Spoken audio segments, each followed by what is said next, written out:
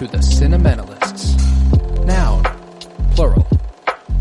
Definition, those whose love for movies runs so deep, they can't help but do a podcast about them. Hosted by Colton Robertson and Joseph George.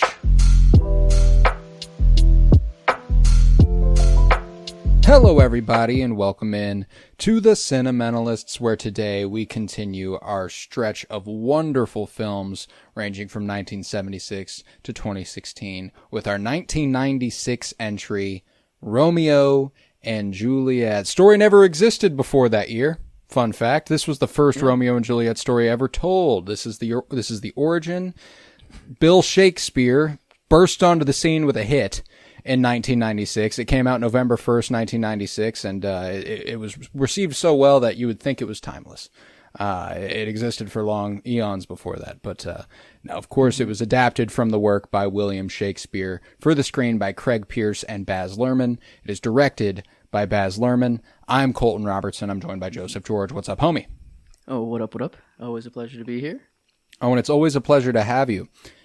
How many, just out of curiosity, when it comes to film adaptations, how many Shakespeare movies have you seen? Is this the only one? Oh my gosh. Now that that's hit me, I think we did. Was there the tragedy of Macbeth? Was there a Macbeth We never movie covered played? that. We never covered that. But I think a movie was shown. Yeah, Tragedy of Macbeth with Denzel. Is that?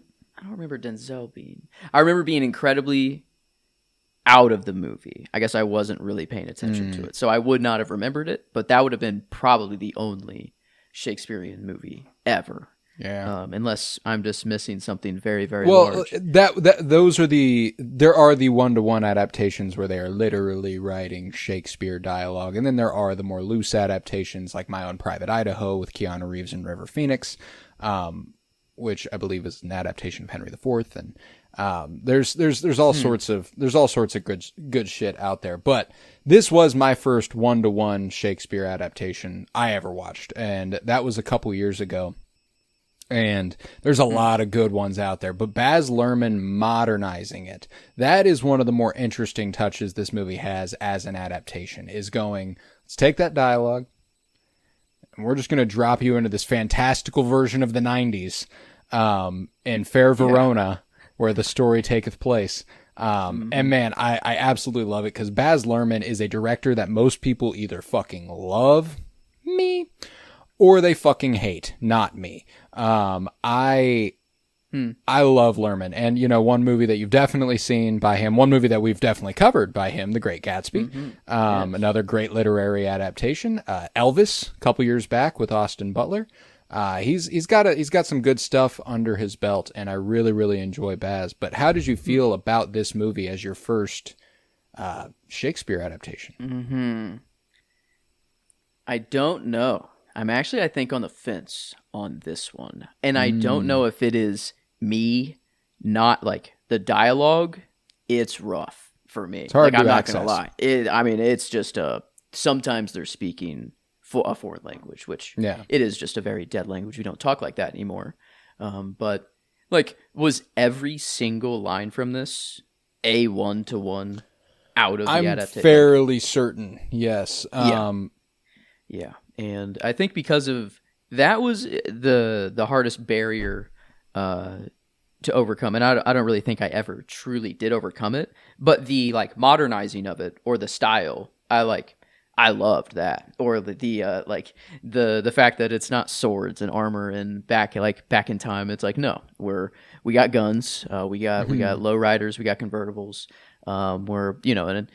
But speaking the same way. So I thought that was really cool. But I understood, I guess, what was shown to me, I visually very easily what's happening. I could understand, there. Right. But I think like dialogue wise, was the only difficult part of the movie. Oh, and that's understandable. I think one thing that this movie did for me, because I'd read Shakespeare, obviously in school, and I'd even taken a pass at it in my own free time, which if you're not ready for if you don't know what you're reading, it's pointless to read it. Like Shakespeare generally should be performed. Like once you understand the way it is performed, it is easier to read, which is what makes performing it so impressive. Like that you understand what emotions are meant to be portrayed during a speech that some would find completely nonsensical and have no idea what it means. I find that incredible. And that's why whenever there's a couple of moments with Leo specifically, and not just Leo, Harold Perrineau as Mercutio. That was another one of my favorites. John Leguizamo as Tybalt. Claire Danes as Juliet, of course. There's a lot of just really, really impeccable, that is never how I would have read it moments.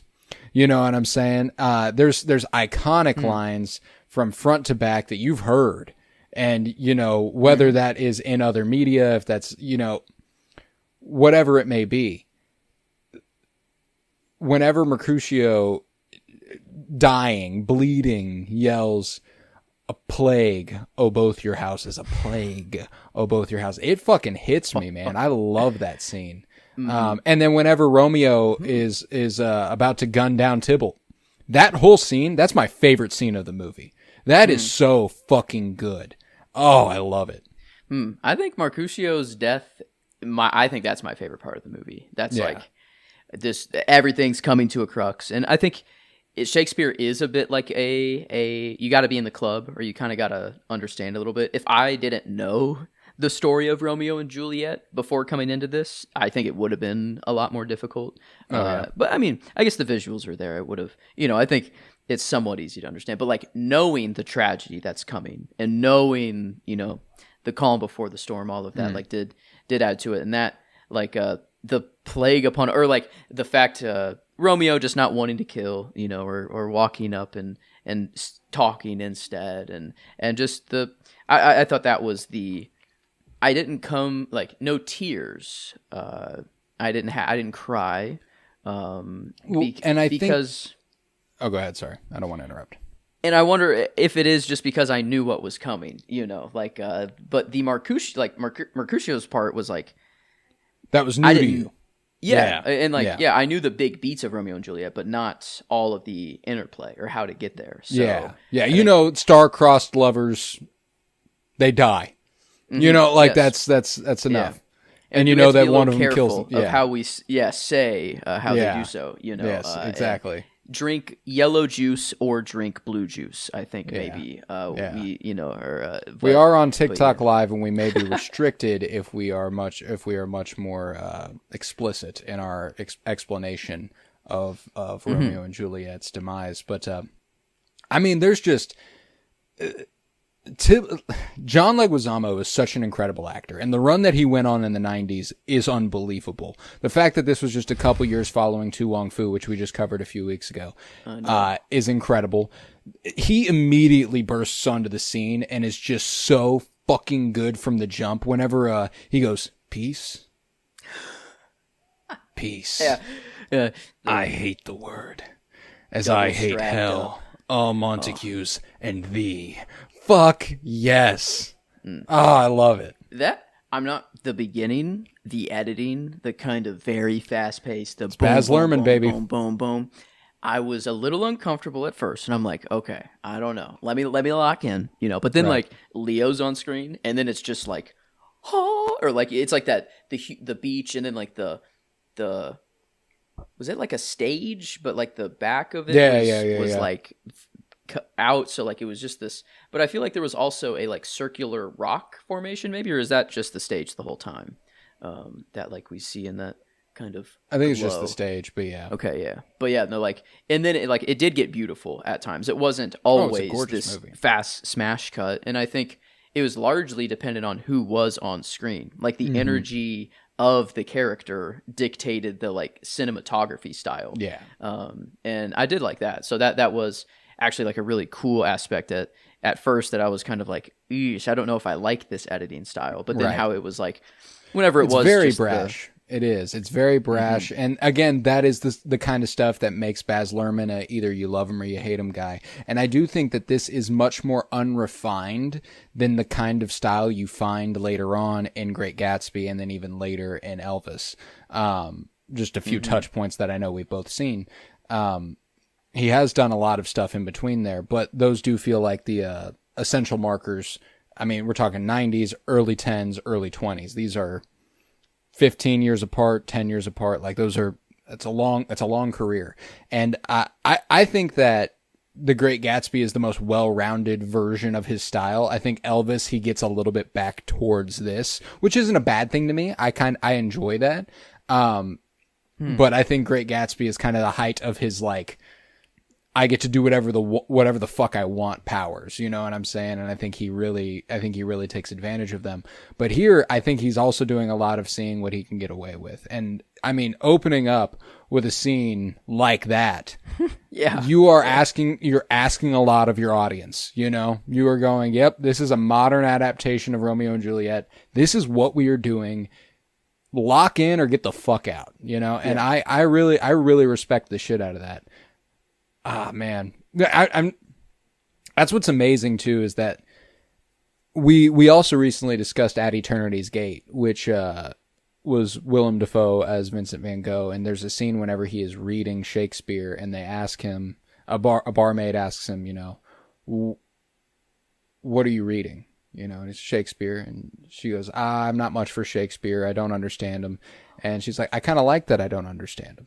And she says, you know, he's like, I kind of like that I don't understand him. I enjoy the mystery. That's what I like. So I really, really fuck with the fact that's kind of the mode I enter whenever I'm watching this movie. And whenever I'm watching any Shakespeare adaptation, because I also recently rewatched for the first time with new, I don't know, knowledge. They're getting a fucking robbing behind me right now, stealing shit off my walls. But the Much Ado About Nothing. It's another Shakespeare adaptation. It's by Kenneth Branagh, who you are overly familiar with through various things. He directed it. He's done a few Shakespeare adaptations in his time. And that has Denzel, Keanu Reeves, Kenneth Branagh. It's a stacked cast. Emma Thompson, just going toe to toe. And I love that movie for the same reasons I love this movie, but comparatively, it is so much more boring because it's period accurate.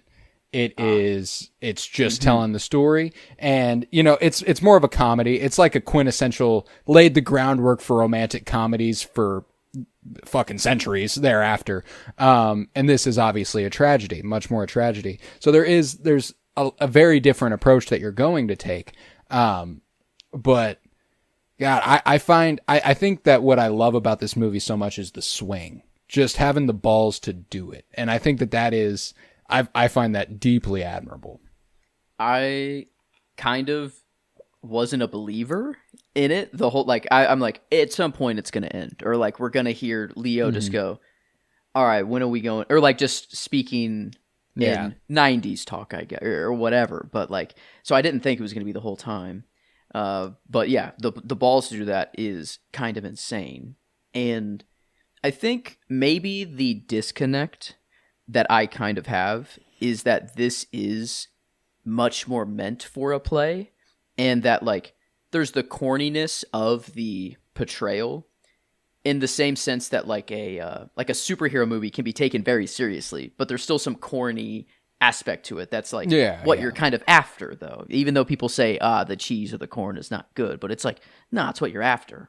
But I think this feels a little different. Like at certain points it really, really worked and it like elevated the movie, but then at other points, like, this sounds very diminishing of the movie, but like it almost felt YouTube sketchy at points. And specifically whenever it wasn't Romeo, it was just kind of the side characters, or whenever the brutes were just going at it. It was kind of it did feel not Hollywood, Yeah. I guess. And just, that is a filmmaking thing too. So like, and that is ultimately the make or breaking point of this movie, is because you're not going to have issue with Shakespeare.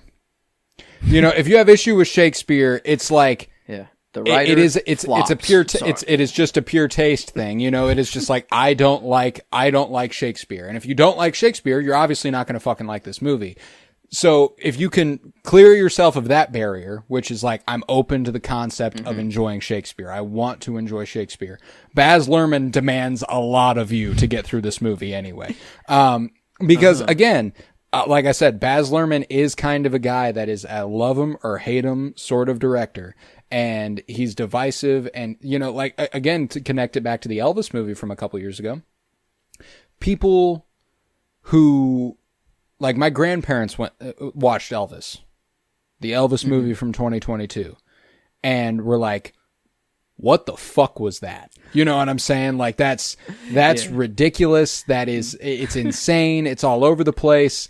You know, like, the way that Baz Luhrmann makes movies, they're like, I mean, I liked Austin Butler as Elvis. He's good as Elvis, but like, beyond that, you know, like, what's going on here? It's just, it's a lot overwhelming your senses. And I think that's kind of what Baz Luhrmann sets out to do, in a way, in a fashion, is bombard you with music and sound and editing and colors, and just, he's throwing everything at the wall, and not just seeing what sticks, but like making it stick. It's a willful thing. He's like, I am going to make this work. And for some people it will, and for a lot of other people it won't. The fact that this guy managed to keep making movies is incredible. He did also do Moulin Rouge in 2001. Ewan McGregor, Nicole Kidman, another great musical there. So he's done a lot. And I mean, like, he gets, because his swings are that big, and because he is so dedicated to his art, his version of filmmaking, the Academy fucks with Baz Luhrmann. You know, I don't know that he's won much, but he has been nominated for Best Picture multiple times. He's been nominated for Best Director. His movies get recognized, and I think it is just because of that originality point goes a long, long way for me and for a lot of people. Yeah, and I think, like, a play, before movies were even a thing, if you're going to see a play back in the day of Romeo and Juliet, after the story's already grand and big, you're not really seeing it for the story, but, like, I think maybe for the performers, or, like, you kind of want to see how well the people in the play can do. And I think, like, that is like, the saying, point of a play. Yeah, like, but I mean, like, how and I didn't mean to sound like I was dismissing you, but like, I like I like Austin Butler and Elvis, but you know, not much other than that. But that's kind of like not the point of Elvis, I don't think, but maybe more here of like, this is a story told many, many times. So it's like, okay, one, let's let the performers show off, and everyone is doing phenomenal, or you're costumed up. They're all acting, even though in a modern sense, but very old characters. I mean, and then in the director's seat, he does just make it as original as he can. So like, I think I'm totally in love with like the concept of this movie. Like I know, but the execution leaves you wanting. Yeah, a little bit. And I think like maybe how original it was. I thought there might be, I don't know, some twist on the story or some like something there. Like I still haven't seen The Odyssey, but like I am sort of expecting there to be some Nolan something to it. And I don't know what that is. It could just be the grandness of it or something like that. But I kind of, coming into this, like I knew it was quite the take on Romeo and Juliet. So I kind of had that background kind of thought as well, a little bit. And I, maybe the way the poison, or was, how the, fake death or how it was all done. that is a part of the story that just notoriously I think is fucking hilarious. Like, I obviously it's devastating, and it like on paper, and again, story beat for beat wise, it is deeply romantic to go, I can't live without you, and this is my lot. If you're dead, I'm dead. The way that this movie adapts that scene, Juliet, speak the fuck up. Speak the fuck up. My man's about to die. My man's about to kill him. My man's about to do something. And was it more her, the potion was still affecting her and she couldn't like fully wake up? I think that's what they're trying to say. I think that's what they're trying to get at. I think it's more like, are you really? Like, are you really about that? You're really about that? Really? Like, if you are, dang. I mean, that's true love. So when she comes to, she's like, damn, you drank all the poison. You ain't leave none for me. Mm-hmm. And like, oh my God, I thought the kiss that whenever she kissed him after, I thought that was how she was going to smooth off. And then she was just like, no. And then she started like, wasn't getting queasy. And I'm like, oh wait. I'm like, oh no. I'm like, uh-oh. And yeah, just kaboom. Smooth off. And so, there were shock moments or like, I just never quite cried when I kind of expected to in a even with the style. And I do think that is the movie keeping you at arm's length to a point, and again, the overexposure that we have a few centuries removed from the original telling of this story automatically makes it difficult to access on a level that is anything more than surface as far as the emotionality of it is concerned. I think that like we've seen Romeo and Juliet done time and again. We've watched tragic romances, and that's the thing. What's incredible about this for Shakespeare is that it hadn't been done. That's insane. When it was original, it was absolute. It's timeless, and that's the amount of stories that this has gone on to inspire is unbelievable. You know what I'm saying? Like it's the star-crossed lovers trope, while I'm sure had been conceived of, certainly never stuck like it did after or prior to Romeo and Juliet. So like that's why I'm like, I think that it is just a time removed thing. I also think we've had this discussion as it pertains to foreign film also, which is that sometimes you are so seared into understanding that you don't allow yourself to feel everything. You can't blink. You can't cry because then you won't be able to see. You won't be able to read. So like while I have cried at a few foreign films, they've got to really fucking get me there first watch in order for me to be willing to break down during a foreign film. Because I don't want to miss anything. That's the other thing too, is that like, it's not because I'm like, I'm not going to let myself cry. No, it's because they are still talking and I don't know what they're saying, and that's really important. But this is one of those things where it might as well be in a different language, it's not a foreign film. And while we do understand it to a point, there are lines that are inaccessible without the context of what they are doing. Sorry, go ahead. Oh no, you go ahead. I was going to say, I texted you and I used thou, all of the Shakespearean words, or not, they're not Shakespearean words, but just Old English. Yeah, Old English. I butchered it. I butchered it completely. And it's like, so yeah, it was kind of like that kind of other mode switch of like reading subtitles where like, you're kind of reading first and then absorbing the movie second, was there a little bit, but knowing the story did help though, or like it could, like there were times I could like, okay, or this is beautiful, or like the fish tank or the bathroom whenever they see each other, incredible. Like her whenever she's dead in air quotes, like just her funeral, like the candles and like I mean it was beautiful. So it was just that it could go from that very skilled, very traditional Hollywood cinematic, and then like boom, we're back in a kind of brash mode. But I think that was really only the beginning, the first kind of third-ish of the movie where it was kind of going back and forth, because then it largely kind of and I think that there is an element where you're getting used to it also. I think that that's really, really important. I think that the movie starts more extreme and then settles down to like kind of keep its audience. Like it's because it doesn't settle down a ton, but it settles down just enough for you to feel like you're not being thrust back and forth the whole with the choppy editing and the camera swings and all that good stuff. So I'm ultimately really, really forgiving of a lot of that stuff. And it again, this is not unlike any of Baz Luhrmann's other films. This is not a universally beloved movie. You know, like this is Gatsby, again. Though? I don't feel like I get that with Gatsby. The crazy kind of like whenever he's driving in his car, maybe is kind of the only time that in my head that I can remember kind of the weird or fast paced. But other than that, Gatsby feels more just like not run of the mill movie, but it doesn't feel as well. Baz Luhrmann as this. That's what's fascinating about this movie is that it makes Great Gatsby feel like a run of the mill movie.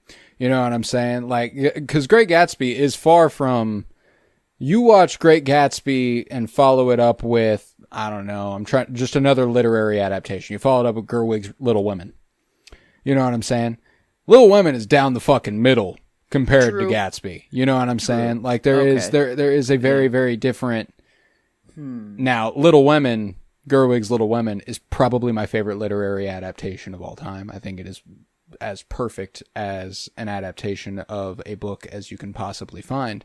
But I like Gatsby a lot. Gatsby's kind of up there for me. And again, you're looking at another movie that is not universally beloved. It's one of those things where Baz Luhrmann, he's made a lot of stuff that his jukebox musical Moulin Rouge is probably his most universally liked movie. And even that wasn't universally loved. Yeah, I gotta see that one. That one sounds. I mean, cast alone. I'm kind of. Oh yeah, I'm in on that. That's. I mean, man, Leguizamo. It feels so wrong. Even he says Leguizamo. You know, but I feel like he had to submit to it. But going from Julie Newmar to this, incredible. Like just the run for the podcast. You know, or like to get him like in both modes, and then we still have I'd say we have a drag, a man or drag. Mercutio. Yeah. I wonder what he would call himself, or she. Exactly. I don't know. It's up in the air. Mercutio does have a certain gender fluidity, and there is definitely a certain tension. Newmar. This is post Newmar by about 3 years, if I'm not mistaken. Kind of feels a little. Honorary or like a little inspired or not inspired, but to like little homage. Thank you. There's the word. Oh my God, I knew there was a word for that. I'm struggling with even regular English right now, but no, it felt a little kind of like I honestly maybe my favorite character in the entire movie. The actor. Let's see, what's his real name? I know him from Lost. Yes, I know him mostly from Lost, and that was like probably the first good TV show that I watched. Not best by any means. Many greater shows came after that, but like the first TV show that I'm like, oh wait, this isn't just Disney, shows can be Disney Channel like or Nickelodeon. Yeah. And he was like kind of one of the guys I was always like, get back to his story. His story is like, it's so good. And then kind of seeing him in this light, and man, when he wished that plague upon them, I was like, damn right. Like you do have that power. Yep. Like the gods instantly, they were like, storm. I bring it in. So I like that was, I loved that scene. I don't know. I was in it for that. I remember like I was leaning up and eager on there. And so yeah, there were moments that were really, really good. So I think I've come off that I really didn't enjoy or have a good time in this movie, but I think it was just it was such a shock, or it was and I think that because I looked at this was apparently the second time I've watched this movie. I had no idea I hadn't watched it more than that. Because I remember I've grown very fond of this with time. When I checked my Letterboxd logs, I rated this a 3.5 when I watched it. Okay, so I'm not crazy. No. It wasn't a 5. and I was like, I don't even know if this is a 4. And so like I was debating on it. I haven't put in my log because of that. Like I needed to talk when I through watched it first for the first time, I rated it a 3.5, left it there, and called it good. And it is just like, I guess I haven't watched it since, and I've just over time thought higher and higher and higher of it. And I think it is because of how much I admire the ambition.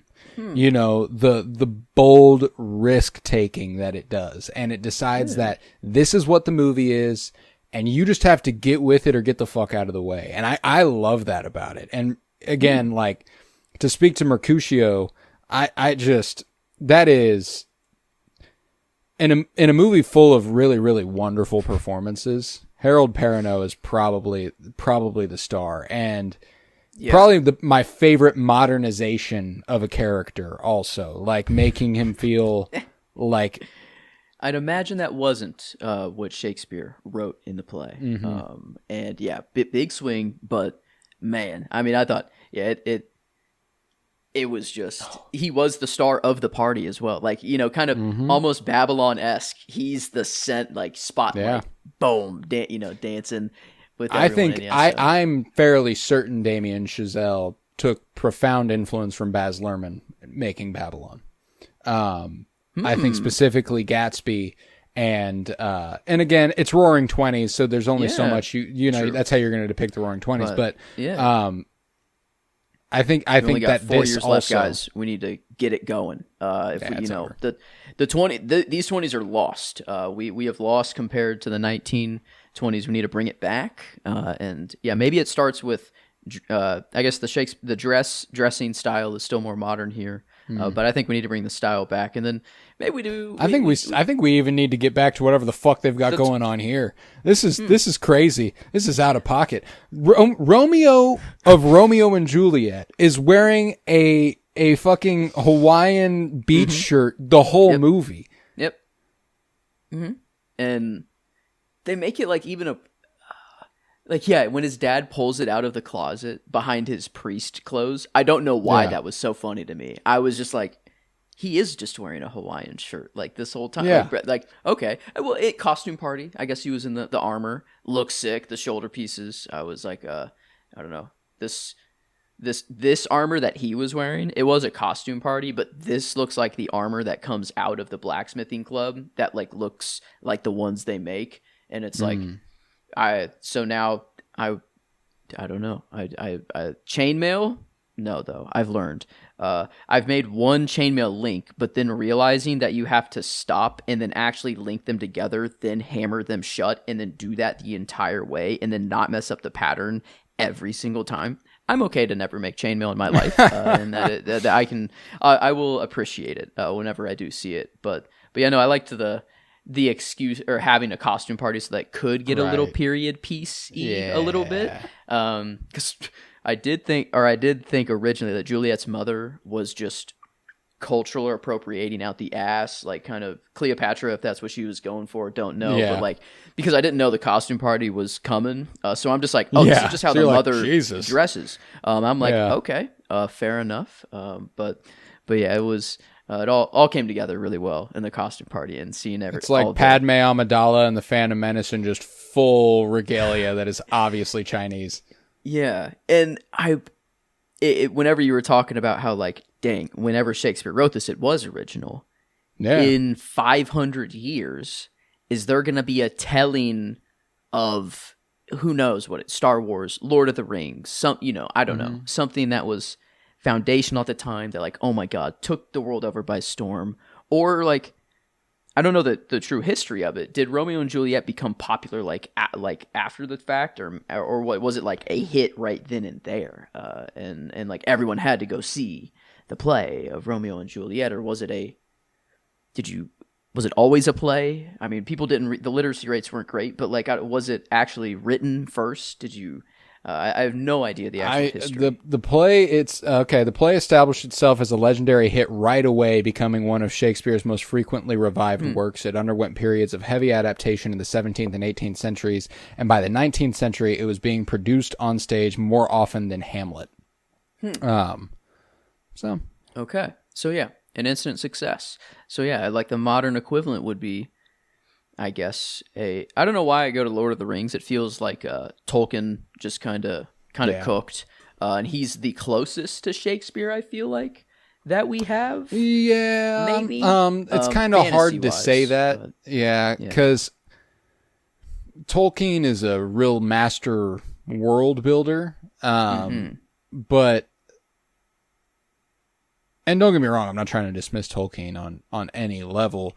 There will never be another, like, anyone we can possibly compare to Shakespeare, just because of how foundational his works were and how long ago they were written. You know, like, there isn't a single writer aspect, though. I mean, no, he did come first because natural ability doesn't come into play here.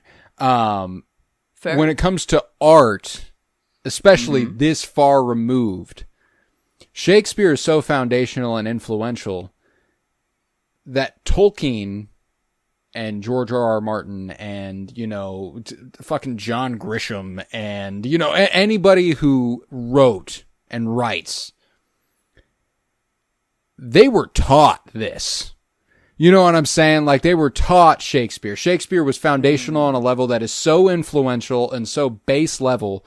It's not like we're born knowing Shakespeare, but we're born knowing Shakespeare existed.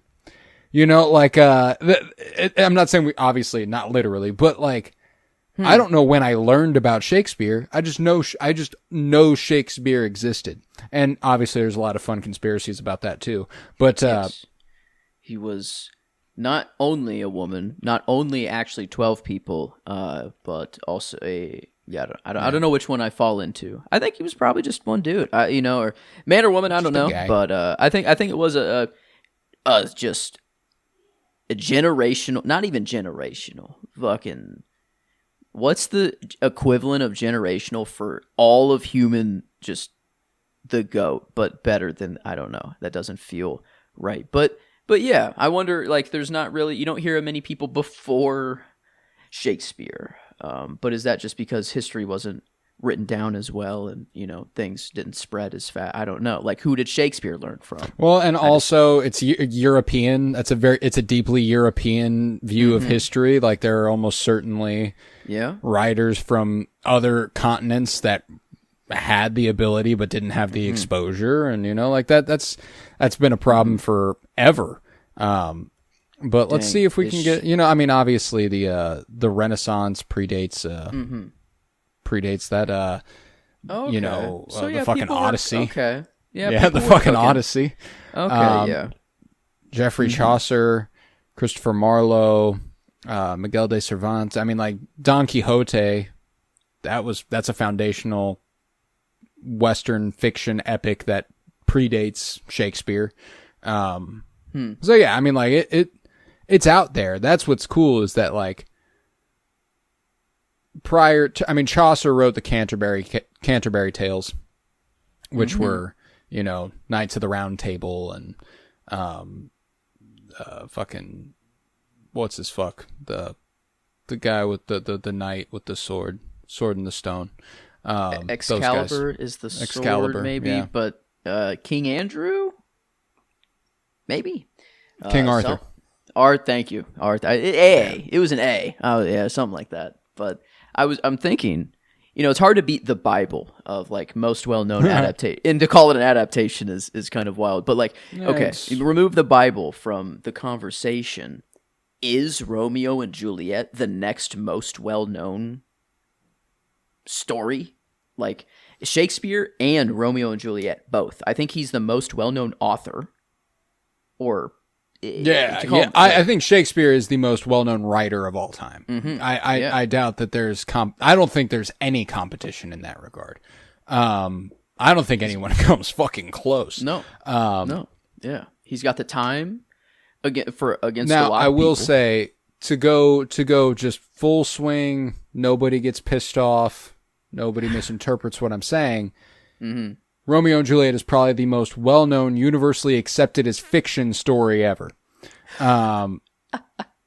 Yes. I mean, the many other stories that are very fantastical, very, Epic of Gilgamesh. That's even older than the Bible there. I mean, many stories, grand stories that, are dangerous to call them stories. But that's not what I mean. But yeah, this he just sat down and was like, all right, let's, Greek. Anna was saying we could argue that Greek tragedies predate Shakespeare, and they certainly do. And there are... Yeah. Okay, yeah, true. But no one story, maybe, I mean, it is the Odyssey. But I mean, it's big, it's Nolan, but like, if the Nolan movie wasn't coming out, it doesn't compare to Romeo and Juliet. Like, as far as and that is what's interesting about the passage of time, is that my gut tells me to go, are you fucking kidding me? Christopher Nolan is what makes the Odyssey relevant. But as far as modern attention span and modern understanding of ancient texts and old stories, yes, Christopher Nolan is responsible for making the Odyssey relevant to people who would have never otherwise given a shit about the Odyssey. That movie is going to make $1 billion. Mm-hmm. Oh, yeah. That movie is going to make $1 billion, and it is an adaptation of a Greek poem. A Greek epic poem, granted, but... Yeah. And, this... I wonder, was it successful? Eurydice and Orpheus is also... Eurydice and Orpheus, this is really... So, Anna's in my chat talking about other Greek tragedies that predate Shakespeare, and one of the most foundational ones, Eurydice and Orpheus, which I would argue, yes, they are as impactful as Shakespeare, but not by name. You know what I'm saying? Like... You have to explain, you can't just say Eurydice and Orpheus to anybody and they'll know what you're talking about. Romeo and Juliet, you can say that to anybody and they'll know what you're talking about. Now, you explain Eurydice and Orpheus to people, and I think there does come a little bit more understanding. Joe, this came up a lot when we were talking about Portrait of a Lady on Fire, and because Eurydice and Orpheus is another deeply influential story where Orpheus descended into hell to get his lady. And the cost was that he couldn't look back whenever he was taking her back up to the surface from La Chimera. We discussed this a little bit as well. But, I mean, Hades Town, that song that I just made the Finn edit to, Wait for Me, is an adaptation of Eurydice and Orpheus. It is literally Orpheus singing, wait for me, I'm coming, I'm coming with you. Yeah, so I mean, like, there is that story. I mean, that's as beautiful as anything ever written. For my money, I think it is. I absolutely. Donald Finn singing "Wait for Me" is the most beautiful thing I've ever fucking heard in my life. I saw someone say that he sings like he can change the ending, and that is so fucking good. Oh, Wow. Oh, that is nice. But music in this was good. I love me some Radiohead. Actually, that was written for this movie. Yeah, and I've heard this before. Ramin Djawadi has a version of it. Oh, I have to probably prove myself. Yes, real quick. But he had a version of it, and I loved that. And so, like, yeah, when I heard it in here, I'm like, what's happening right now? I was like, wait a minute. They put it on. They put it on their iconic 1997 album, OK Computer. It just end credits for a film. And I've never just looked up what that film was. I'm like, okay, this for one a film that was written for. Like Baz Luhrmann sent it to Radiohead and was like, I need you to do something. And Radiohead was like, on it.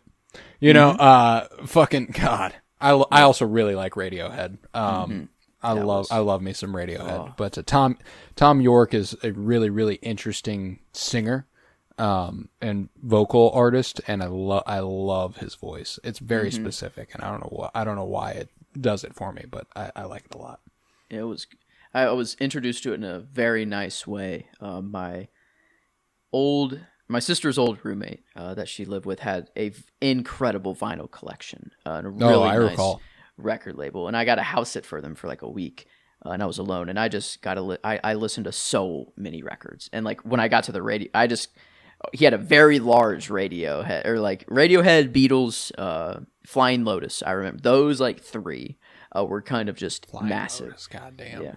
Yeah. But man, it made me fall. I fell in love with Radiohead instantly, kind of there. And yeah, so music, that was very nice. In here, I'm trying to think of. I thought it opened with Radiohead maybe as well, or there was one before the credits. It felt like, or maybe I'm misremembering. Well, there's the last 20 minutes are scored by Radiohead. Like it is all a Radiohead. It's all Radiohead at the end of the movie. But there is and this is something that obviously he would go on to make Moulin Rouge, which is a jukebox musical, and he would go on to adapt The Great Gatsby. And, you know, we've got fucking human beings in a mob. What's a mob to a king? Elvis is very, you know, his anachronistic soundtracks are fucking incredible. I love the way Baz Luhrmann utilizes music. And just the way he figured, oh God, he just knows, he knows what music is required. It's like, you can say whatever you want about James Gunn as a filmmaker, but what that motherfucker knows how to do is drop a fucking needle. You know what I'm saying? That guy will drop a needle and it will be effective. Yes, he will. Like, for example, I went and saw Supergirl on Sunday. Really enjoyed Supergirl. I think that if you're going into it expecting anything more than a fun superhero movie, you're a fucking idiot, A. So I'm going to get restricted for bullying here in a second. I already know it. I'm sorry. It's a fun time. It's a really great, it's a great time at the movies, you know, and there's this needle drop that is a cover of The Middle by Jimmy Eat World, that I absolutely love. And I get that, like, I feel like that's going to be like a requirement in James Gunn's DCU, which is just like, you gotta have one, you know, you gotta have one needle drop that just cooks. But dude, yeah, it's a great moment. And it's the young girl who is the like second protagonist of the movie, who she's like, Supergirl's like protecting, and she's like watching Supergirl do Supergirl stuff. And it's this cover of Jimmy Eat World's The Middle by a woman, and it's much more slow. Like, you know, the original is like, it just takes some time, a little bit of love, sometime. Everything will be just fine. Everything will be everything. All right. Does he ever say L to the L, or is it just everything? I don't know. L to the B. Why did it's everything. He just says every little thing is gonna be just fine. That changes the song into L to the L is what I've heard my entire life until this little right now. Wow. Wow. Regardless, it's a cover of that song by a woman, and I don't have my phone on me because it's right there. But I wish I could give that artist credit. Great song, and I've been listening to it on repeat. Two artists, but it's a much more slowed version. It's softer, and so it's kind of got that same vibe as the Mr. Terrific needle drop in Superman. Whenever it's like this, like bombastic, like fun song, but like it's kind of fun, like. But this is like, it hits hard because she's just in awe of what Supergirl's doing, and you just hear this like, it just takes some time, a little bit of love. She's just sometime, like just clobbering people in the background. Be all right. Yeah, and she's just watching as Supergirl does awesome shit. Super fun movie, and I love Millie Alcock. So if I know this is the Romeo and Juliet podcast, but you got to watch Supergirl, because I mean, you brought this up a little bit ago, the kind of campiness of comic book movies, and like the understanding of what you're getting into is kind of important whenever you go into one of those, you know, like, and similar when you are watching a Romeo and Juliet adaptation, you know, you are watching a Shakespeare adaptation. You have to understand that this is what I'm getting into. I signed up for this, you know? So whenever people expect every comic book movie to be The Dark Knight, or the Batman, or any of the good Batman movies. Sorry, you know, like most of them are Fantastic Four. And that's okay. You know, like that's why they exist. That's the fun part of them, you know? What do I know? A guy like Nolan, kind of, wow, it's just kind of Nolan and Matt Reeves for the superhero movies. They just kind of did something different. And maybe it is just the fact that they exist makes you I would love to see a Luhrmann superhero movie. Whoa. What superhero would you like to see a Baz Luhrmann movie of? Now that's a fun concept.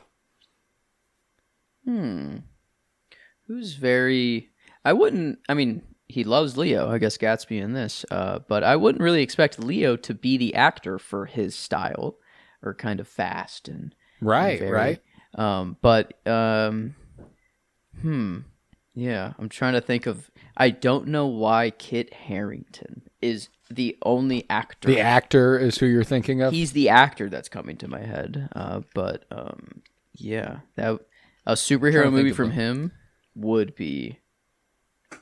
James Gunn could get on that. You know, I think he could. I think he could make it happen. That's one of those things where I'm like, a DC superhero Baz Luhrmann adapts. I think he could have fun. I'm trying to think of, The Bazman. It's a parody movie of the Batman, and he just has a fun time. He just goes balls to the wall and whatever. Imagine Tommy Lee is it Tommy Lee Jones who plays the Two-Face with Jim Carrey back in Batman Forever? Like that, those kind of, that campiness, but Baz Luhrmannified. That could be fun. That'd be fun. That sort of Joel Schumacher 90s Batman energy. I would love to see that. But Anna pointed out another really, really great modern adaptation of not a great movie, but one of the ones that you're like, oh shit, that's a Shakespeare adaptation. Anyone But You, the Glenn Powell, Sydney Sweeney rom-com, is an adaptation of Much Ado About Nothing. Yeah. Okay. That's Much Ado About Nothing. I'm like, I've never heard. Yeah, that. not Romeo and Juliet. Okay. Or that it was adapted from. It's a Much Ado About Nothing. Much Ado About Nothing. Okay. Much Ado, ADO. Old English. It's messing with my brain, man. Yeah, it was tough. It was tough to watch. I was Old English. Talk about Old English and cats. If assuming that didn't seem. I don't know. That's probably the only pet you got in there, but was speaking. Yeah. Cats just feel ancient, and so I was. Oh yeah, they are. They did. It did. I was speaking old, ancient speak to a cat, but not in this way. No thou, no thy, no. Straight Egyptian. It's so proper. Yeah, even the dumber guys. I don't want to dilute them down to that, but like they were. Yeah, them speaking like that. No, they're spitting. Well, and that's what reminds you. Like, I love actors for that reason. You know what I'm saying? Like. This guy got cast in that role in that type of way because that's the way Baz Luhrmann wanted to write it. And so he made him Cuz, they used the modern version of Cuz, even though it was written cousin. And I love that. Okay, Jakey. Yeah. Jakey has a question. I'm open to your question, Jakey. If you'd like to spit it, welcome. To even ask a question. Okay, wow. Yes, it says, I have a question. Mm-hmm. You can just ask it. You can just ask. It's okay, Jakey. That's okay. But yeah. It looks like Jakey has a... Is that a... it's very small on my screen. Is that a Kit Harington, Jon Snow? Yeah, that is a Jon Snow profile pic. I do love to see that. I do love to see that. I love my boy, Egon. Yeah, or Kit Harington was... Don't be careful. Spoilers for the ones. I know. I got. Yeah. But the goat. Okay, what's your question, Jakey? Just gonna leave us on a cliffhanger. I'm waiting with bated breath, my friend. Mm-hmm. Gimme. Grimmy sniffing around in here. Jakey, in the meantime, okay. Oh. He says he thinks TikTok is blocking it out because I cannot see the question. I think he thinks he already asked it. It's that good of one. But yeah, It can't be let out. Oh, yeah. They're definitely blocking it, Jakey. It must be, you might have to find a way around some sort of filter or censor, because I have not seen it, and he says he sent it twice. Sorry, Jakey. Your question might have to go unanswered. Just know that in my heart of hearts, I answered, and it was a great answer. I loved the question. It was the best answer you've ever heard. And frankly, it was a fantastic question. A great question lends itself to great answers, Jakey. You get it. Anna now has a question. Anna, pose your question, Anna. She's going to leave us on a cliffhanger, too. Guys, for those listening, wherever they might be listening, Apple or Spotify or YouTube or whatever, just know you could be having a lot of fun on the TikTok live with us and Anna and Jakey, who unfortunately is having a tough time getting his question answered because TikTok's censoring his shit. So we don't love that. We don't love that. But me and Joe get to see each other this way, and that's fun. We haven't been able to see each other in a while. Favorite Shakespeare play? That was Anna's question. It's a tougher question. Mostly because I'm not nearly as well versed in Shakespeare as I should like to be. And because I am a romantic, Romeo and Juliet. I was gonna say, because I am a romantic at heart, Romeo and Juliet does a lot for me. But oh goddamn, he's written a lot of really good stuff. Hamlet's pretty fucking good. I know that the to be or not to be, that's obviously been done into the ground. But the reason it's been done into the ground is because it is fucking brilliant. It is an unbelievable monologue, and it was obviously most recently on screen recited in Hamnet, the adaptation of the book Hamnet, which is about the writing of Hamlet. It's so good that you even have to make a movie about the writing of it. I mean, yeah, it's like Hamlet, that soliloquy, to be or not to be, that is the question, is about the best thing I've ever seen, I've ever read. You know, like, it is. And to see a couple of my favorite performances of it, it's not an original take by me, because again, I'm not well versed in Shakespeare, so I've only ever seen videos of people performing it. I haven't sought out Hamlet adaptations or anything like that. Paul Mescal in Hamnet reciting to be or not to be, the to be or not to be soliloquy is fucking amazing. Then the other one is Andrew Scott, who starred opposite Paul Mescal in All of Us Strangers. Okay. You should look up, like, those are the kinds of performances that make you understand what the fuck Shakespeare was writing. You know, like, it's the kind of stuff that makes you realize, oh, that's what this is about. Like, and that's so incredible that I could read something on paper and go, this doesn't mean anything to me. And then I can watch the absolute pain. Benedict Cumberbatch, I forgot about Benedict Cumberbatch also has a great to be or not to be soliloquy. God, it's to be or not to be, that is the question. Whether 'tis nobler in the mind to suffer the slings and arrows of outrageous fortune, or to take arms against a sea of troubles, and by opposing end them, to die, to sleep no more, and by a sleep to say we end the heartache and the thousand natural shocks that flesh is heir to. 'Tis a consummation devoutly to be wished, to die, to sleep perchance to dream. Aye, there's the rub. For in that sleep of death, what dreams may come when we have shuffled off this mortal coil must give us pause. There's the respect that makes calamity of so long life. For who would bear the whips and scorns of time? The oppressor's wrong, the proud man's contumely, the pangs of deprised love, the law's delay, the insolence of office, and the spurns that patient merit of the unworthy takes, when he himself might quietest make with a bare bodkin. Who would fardels bear to grunt and sweat under a weary life, but that the dread of something after death, the undiscovered country for whose bourne no traveller returns, puzzles the will, and makes us rather bear those ills we have than fly to others that we know not of. Thus conscience doth make us cowards of us all. And thus the native hue of resolution is sicklied o'er with the pale cast of thought, and enterprises of great pith and moment with this regard their currents turn awry and lose the name of action. What an unbelievable piece of writing. I mean, even you reading that, though, it's still in the Old English way, but that was, maybe it's just you're speaking it matter of fact, but it was so much easier to understand than Romeo and Juliet. Like, I feel that was almost normal speak to a degree. And I think that is and I'm not doing this any justice for the record. But that is why it is easier to hear Shakespeare than read Shakespeare. You know what I'm saying? Yeah, because I could just sit back and think of,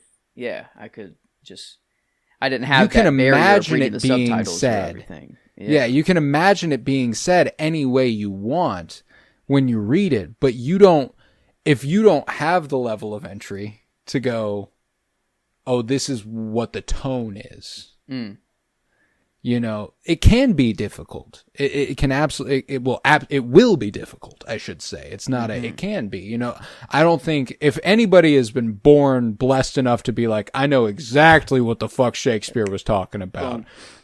Good on you, you know. Yeah. But, Shakespeare was a playwright, and, Anna says, LOL me. Yeah, I believe you, Anna. You're incredibly intelligent. Did you say that's the rub at one point, yes, very early on? Yes, I did. That might be the one line that was like, that's kind of funny. That was like the rub. That's the grit, or that's the friction. Yeah, that's what grates. Yeah, that's the rub. The rub. I don't know. That was the one part that felt too modern. That was like, no, did they actually say that? But yeah, that's I like it. That's the rub. I think that the one part that we got to bring back, the rub. But no, that I don't know. Got to bring back the rub. Somebody bring back the rub, please. Maybe Hamlet is just written like it is just that much. Not better of a story, but that monologue is just written so well that it does just the ideas transfer maybe a little easier or something there. But yeah, that was my only struggle with the movie, and I think largely I came off as negative towards it. But like, I mean, it's a level of entry thing. Yeah, it's difficult to get behind, and I don't think that I wouldn't fault you for that. And that's the other thing too, is that like, not liking something is, it's okay. Or not connecting with not connecting with something isn't incorrect. But it felt like I was almost there, which might have been the only annoying part, is that like, ooh, it's like, just make me cry, or just the movie was just edging you, like emotionally. Yes, but I just never quite got there. Quite came, never came. But that's okay. The tears, that is, they never came. Yeah, It happens. But yeah, I mean, it's still largely negative review, I think, on my part, but not a bad movie or not. Yeah, very interesting, very big swing, and I really, really love that about it. But I think we can conclude this episode on Romeo and Juliet. You know, like we said before we officially started the episode, and we're just talking on the TikTok Live, we can't add a lot of new discussion to something that has been talked about for centuries. But I do love, I love an adaptation. I'm a sucker for an adaptation. And if you weren't on the TikTok Live, you missed out. We had a lot of fun in here tonight. This was some of the most interaction we've had with multiple people. Anna is, down to ride. We talk with Anna a lot when it comes to our House of the Dragon coverage over on Geek With Me. But yeah, we love doing this, so we're gonna keep doing it. And you ought to just follow on TikTok. Look up at Coro Bloom. Look up Colton Robertson. Look up Joseph George. You follow us. I post on my story whenever the day comes around. It's time to go. Sunday nights are going to be a thing for a while because following Geek With Me, following House of the Dragon, Lanterns is going to begin. And we talked a lot about the DCU this week, and there's a reason we talked a lot about the DCU. We are going to be watching Lanterns, and we're going to be talking about it Sunday nights after it airs, following House of the Dragon. So I'm very, very excited to keep the ball rolling. And we will be, we'll be there. We'll be here every Sunday, and then, Cinementalists comes out every Friday, but we kind of record it whenever we want. It has happened to be Thursday nights lately. And I don't really see that changing, but, it could. So just follow and check out the stories, and we'll be around. But, yeah, we are also doing Geek With Me, like I said, House of the Dragon right now, Lanterns thereafter. And I cannot wait for that, but, you got to check it out. Beyond that, we're kind of in between things, and it sounds like we're real busy, because we are, but we're trying to find something to follow up on Fire Pod With Me, our Twin Peaks podcast. We've constantly been looking for something that is fitting as a sequel of sorts to Fire Pod With Me, and just nothing is living up to it right now, so it's like, why even fuck with it? So we're not gonna for now, but we are always looking for a TV show to watch or rewatch and cover episode by episode. So, top of the list right now for us is Westworld. It has been. That's one of those things where whenever we get the time, we might go ahead and jump out ahead of it. But, if you have any Shogun, Anna brought up Shogun, would be a cool one. The only problem with it is that it would last us 10 episodes right now. Like we're talking about a show that has come and gone, that has concluded, would be ideal for that format. Shogun, we might consider watching Shogun ahead of season 2 though. And then covering season 2 week by week over on Geek With Me as well. I think that would be interesting. Succession is a good idea as well. We've had a few good ones lofted at us. So, believe me, there will be very, very few you may throw at me that we haven't considered, or thought of. But Twin Peaks is Twin Peaks is, we hold that in just in insane esteem. So, committing to a project of that size is hard to do, because that was a 50-week project. That was 50 episodes that we did for Fire Pod With Me. 50 weeks. That's almost a year of our lives that we dedicated to doing that. And that's no easy thing to just kind of decide on a whim that we're going to do, which is what we did with Winter is Blooming, our Game of Thrones rewatch shows. Would I do Thrones again? No. Did I love doing it? Yes. Would I do Peaks again? Yes. Yes. I would. I don't even care. That's easy. Anna, it's funny that you bring up 90s TV. That's what we did with Twin Peaks. Largely a 90s television show until season 3, of course, which is 2017. Smallville is something I've always really loved the idea of. The issue I take with Smallville is how long it is. You're talking 20 episode seasons and 9 of them. Boom. So that'd be one of those things where, so we're looking for very specific criteria, which is why Westworld is appealing. It's 4 seasons, 10 episodes per, 40 weeks. Like, that's not even as long as the Twin Peaks one was. So it's it's kind of easy that way. But regardless, it takes it. We will get around to a sequel to Fire Pod With Me. We will be doing another television show week by week, something that's come and gone, concluded.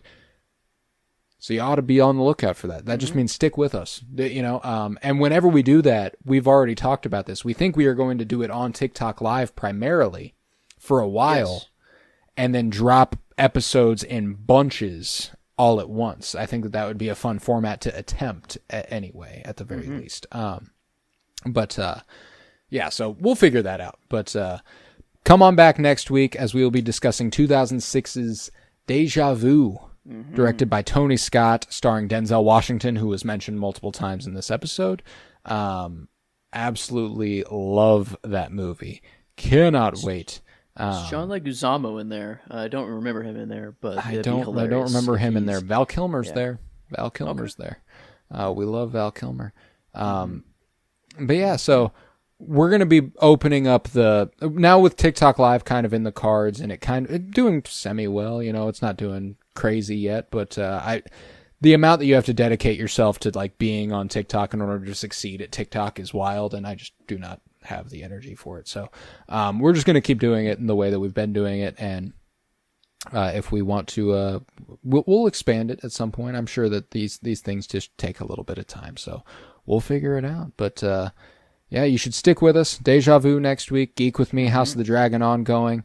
Stick with us. On a scale of 1 to 10, Romeo and Juliet, how you feeling? Shakespeare, 10. Luhrmann,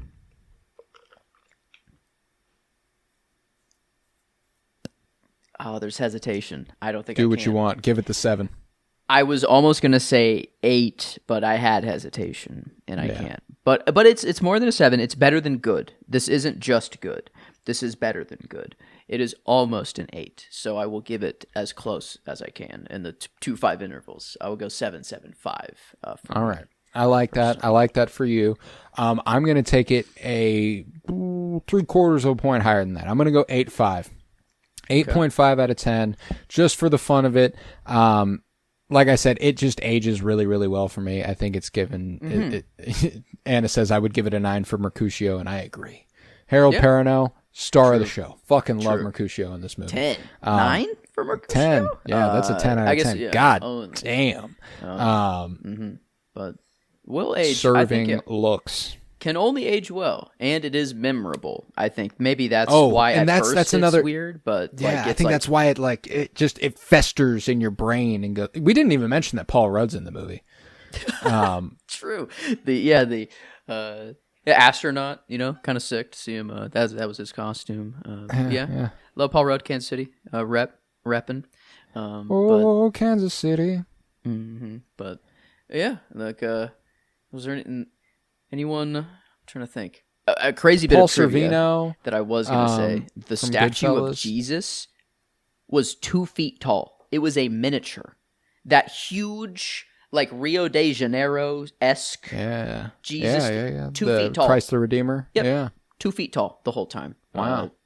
So that kind of blew my mind a little Yeah, bit. that's what's crazy too about the forced perspective of the real Christ the Redeemer. Also, it's only about 1.5 feet tall. Yeah, it's just life size actually. There's actually just a really, really big magnifying glass right in front of him. It's perfectly clear. Yeah, that's all. That's all that's happening.